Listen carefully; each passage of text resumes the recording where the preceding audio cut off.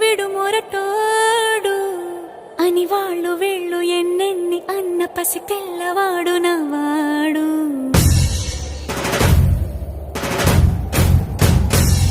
విడు ముండోడు అని ఊరు వాడ అనుకున్న గాని మహారాజు నాకు నవ్వాడు.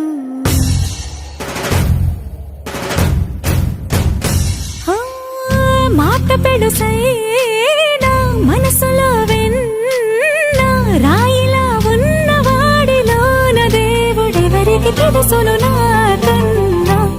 సూసేకి అగ్గిరవ్వ మాదిరే ఉంటాడు.